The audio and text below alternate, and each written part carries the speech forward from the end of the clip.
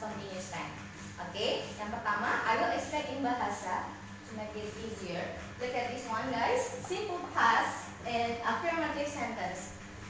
Kita akan bahas dulu simple past dalam bentuk kalimat positif. Bentuk kalimat ada 3, positif, negatif, dan interrogative. Bentuk positif, negatif, dan tanya. Hari ini saya hanya menjelaskan yang bentuk positif. Nah, past tense adalah tenses yang menceritakan kejadian atau peristiwa yang terjadi di masa lampau. Ya, nah contoh di sini saya pakai biasanya menggunakan adverb of time-nya, menggunakan keterangan waktu yang sering banyak dipakai adalah 2 years ago, yesterday, ya last time, ya dan lain-lainnya. Jadi sudah terjadi di masa yang lampau. Oke, nah contohnya I loved him 2 years ago. Saya mencintainya 2 tahun yang lalu.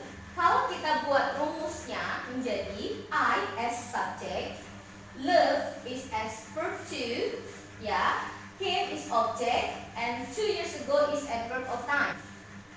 Oke, look at this one, verb to. Jadi past tense itu selalu menggunakan verb yang kedua untuk kalimat positifnya.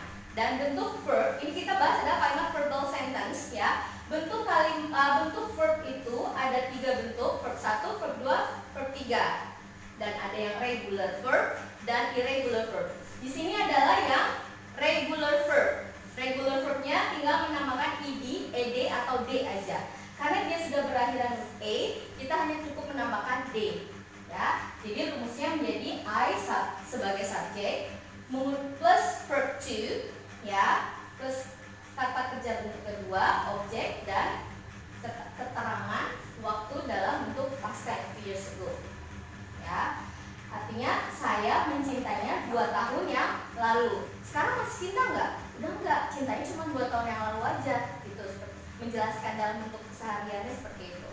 Nah, sekarang berikutnya saya menjelaskan masih kalimat positif juga, tapi dalam menggunakan verbnya yang irregular. Masih contoh kalimat positif. I ate fried rice yesterday. I as subject, ate as verb to, ya. Ate ini adalah verb bentuk kedua dari verb satunya eat, dan dia adalah irregular verb, kata kerja yang tidak beraturan. Jadi kita nggak bisa tinggal tambahin ed aja gitu, nggak bisa. You have to memorize it. Oke, saya makan nasi goreng kemarin. Jadi subject plus verb to plus object plus adverb of time. Oke, ini hanya kalimat bentuk positif dulu karena kita akan versus dengan past continuous. Oke, selanjutnya kita masuk ke past continuous. Apa sih past continuous itu? Past continuous adalah kalimat atau kejadian atau peristiwa atau kegiatan yang sedang terjadi di masa lampau. Yang sedang terjadi di masa lampau. Biasanya rumusnya selalu menggunakan, karena dia bentuk past, dia menggunakan to be-nya juga dalam bentuk past tense. Dan continuous itu kan sedang berlangsung, berarti selalu menggunakan verb-nya dikasih ing. Jadi verb ing. Oke, contoh kalimatnya di sini yaitu I was sleeping. Saya sedang tidur. I sebagai subjek, to be. Di sini to be-nya adalah was karena subjeknya adalah singular. Siapa saja yang pakai was? Yaitu I, she, he, it, name atau singular subject. Siapa saja yang pakai were? You don't have to read where, but were. Jangan baca where. Kalau where itu artinya di mana. Kalau ini bahasanya adalah were. Ya. Siapa saja yang pakai were? Yaitu you, we, they, and names atau subjek yang lebih dari satu nama. Ya. Jadi I was sleeping. Nah, sekarang kita combine, kita mix, kita gabung dengan 2 kejadian. Jadi past continuous itu menceritakan kalimat peristiwa atau kejadian sedang berlangsung di masa lampau. Ada 2 kejadian biasanya, makanya diversus dengan simple past. I was sleeping when. Nah, di sini kita menggunakan kata penghubungnya adalah when. When bukan sebagai kata tanya kapan, tapi di sini artinya adalah ketika. Ya, artinya adalah ketika you arrive.